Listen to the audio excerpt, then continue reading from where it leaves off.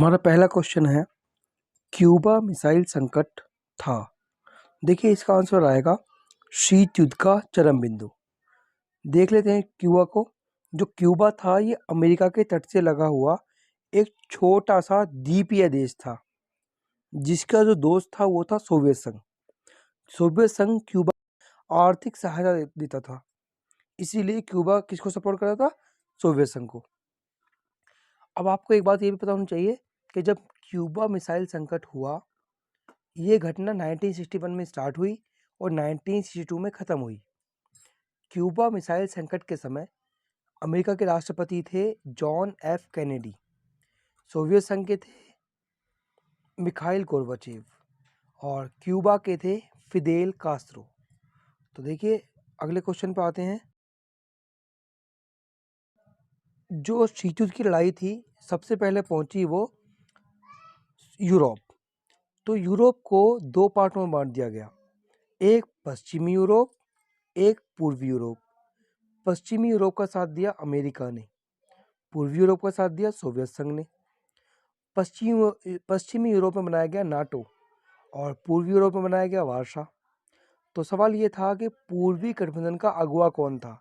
तो इसका आंसर आ जाएगा सोवियत संघ। क्वेश्चन नंबर 3 है, ध्रुवीय राष्ट्रों में निम्न में से कौन से देश शामिल थे?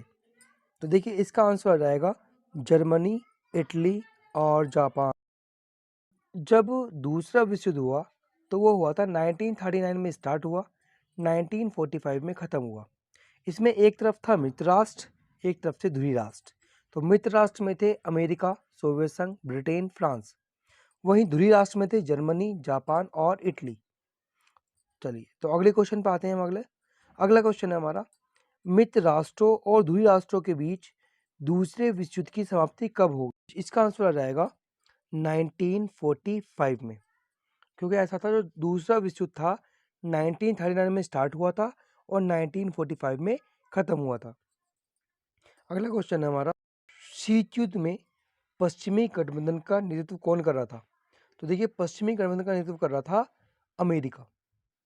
अगले क्वेश्चन पे आते हैं, सोवियत संघ के किस नेता ने क्यूबा को रूस के सैनिक अड्डे के रूप में बदलने का फैसला कर लिया? तो देखिए इसका आंसर आ जाएगा आपका मिखाइल गोर्बाचेव, क्योंकि क्यूबा मिसाइल संकट के समय जो सोवियत संघ के राष्ट्रपति थे उनका नाम था मिखाइल गोर्बाचेव। चलिए अगला क्वेश्चन है, शीत युद्ध के बारे में निम्न कथन गलत है। देखिए इनमें 4 क्वेश्चन ऑप्शन दिए हैं, चारों को एक बार पढ़ते हैं। पहला दे रखा है, शीत युद्ध महाशक्तियों के बीच विचारधाराओं को लेकर एक युद्ध था। बिल्कुल ठीक बात है। अमेरिका और सोवियत संघ सीधे युद्ध में शामिल थे? नहीं, वो सीधे नहीं थे, डायरेक्ट नहीं थे, बल्कि इनडायरेक्ट रूप से थे। तो ये गलत हो जाएगा, इसका आंसर आएगा खा। अगला पढ़ लेते हैं, शीत युद्ध ने हथियारों की होड़ शुरू की। सही बात है, यह अमेरिका, सोवियत संघ और उसके साथी देशों के बीच एक प्रतिस्पर्धा थी। ये भी ठीक बात है, तो 7वें का है खा। अगला क्वेश्चन, क्यूबा मिसाइल संकट उत्पन्न हुआ। देखिए इसका आंसर आएगा 1962 में। क्यूबा का जुड़ाव कौन से देश से था? देखिए जो क्यूबा था, मैंने कहा था आपसे अभी पहले कि क्यूबा अमेरिका के तट से लगा हुआ एक छोटा सा द्वीपीय देश है। तो क्यूबा का लेकिन इसका जुड़ाव जो था वो था सोवियत संघ से। तो इसका आंसर आ जाएगा सोवियत संघ खा। मित्र राष्ट्रों की अगुवाई कर रहे थे। देखिए जो मित्र राष्ट्र में कौन कौन था?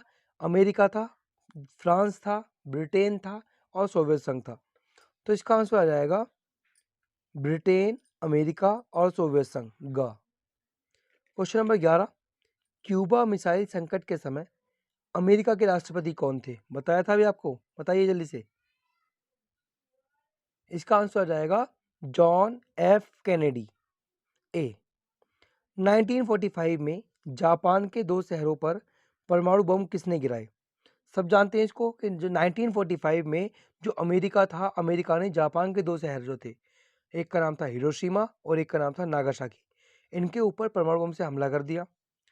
ये जो बमों का वजन जो था ये था 15 से 21 टन और इनके नाम रखे गए थे लिटिल बॉय और फैट मैन। चलिए तो अगले क्वेश्चन पे आते हैं। देखिए नाटो का नाम क्या है? North Atlantic Treaty Organization. उत्तरी अटलांटिक संधि संगठन, ये बना था आपका 1949 में। जो नाटो का मुख्यालय है वो है ब्रुसेल्स में, ब्रुसेल्स बेल्जियम में। इसमें जब ये बना था इसमें 12 देश शामिल थे, लेकिन अभी 30 देश शामिल हैं। जो 30वां देश है वो है नॉर्थ मैसेडोनिया। ये कहाँ बना? तो ये पश्चिमी यूरोप में बनाया गया था। किसने बनाया इसको? तो अमेरिका ने इसको बनाया। अब देखिए इसका उद्देश्य क्या था बनाने का? इसका उद्देश्य था कि अगर इन 12 देशों में से किसी एक देश पर भी हमला होता है तो ऐसा माना जाएगा कि 12 देशों का हमला है, तो 12 देश इकट्ठे होकर फिर उस पर अटैक करेंगे। या एक तरह से कह सकते हैं कि इनका उद्देश्य था पूंजीवाद को बढ़ाना और साम्यवाद को रोकना। नाटो की स्थापना की गई, तो नाटो की स्थापना हुई थी 1949 में। पूर्वी गठबंधन वार्सा संधि कब की गई? पूर्वी गठबंधन वार्सा संधि कब की गई? देखिए वार्सा जो पैक्ट था वो 1955 में किया गया, तो उसका आंसर आ जाएगा 1955। वार्सा का मुख्यालय था मॉस्को में। वार्सा का विघटन हो गया 1991 में। जब वार्सा बना इसमें 8 मेंबर थे और ये बनाया गया था पूर्वी यूरोप में। इसका उद्देश्य था नाटो का मुकाबला करना यूरोप में, इसके अलावा साम्यवाद को बढ़ाना और पूंजीवाद को रोकना। नाटो का शब्द विस्तार बताइए, तो इसका उत्तर अटलांटिक संधि संगठन, तो 15वें का घ। इसको बोलते हैं नॉर्थ अटलांटिक ट्रीटी ऑर्गेनाइजेशन, उत्तर अटलांटिक संधि संगठन। चलिए अगले क्वेश्चन पे आते हैं। महाशक्तियों के छोटे देश महत्वपूर्ण थे क्षेत्र के लिए, सैनिक खर्च को वहन कर सकने के लिए, स्रोतों के लिए, या महाशक्तियों की दूसरी जासूसी के लिए? इसका आंसर आ जाएगा 1 2 3 4। स्थापना के समय नाटो में कितने देश शामिल थे?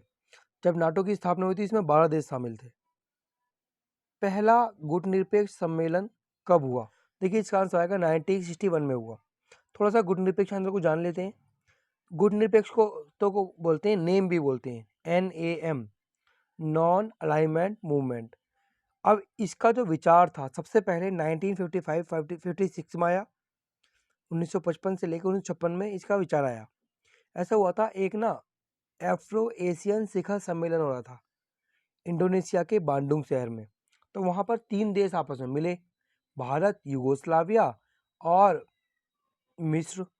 इन तीनों के देशों के नेताओं ने सोचा कि हम एक ऐसा ग्रुप बनाते हैं जो दोनों महाशक्तियों का विचारधारा से दूर रहे। तो पहली बार उसमें विचार किया गया, लेकिन 1961 में इसकी स्थापना की गई। जब इसकी स्थापना की गई तो इसकी स्थापना 5 देशों ने मिलकर की और बेलग्रेड में की। इसकी जो पहली बैठक हुई 1961 में हुई, बेलग्रेड में हुई। इसमें 25 देशों ने भाग लिया। अभी वर्तमान में इसमें 120 देश शामिल हैं। इसका पूछ सकते हैं आपसे 7वां सम्मेलन। देखिए नाटो गुटनिरपेक्ष आंदोलन का 7वां सम्मेलन हुआ था आपका नई दिल्ली में 1983 में। प्रथम गुटनिरपेक्ष सम्मेलन में सदस्य देशों की संख्या कितनी थी? तो इसका आएगा घ 25 थी।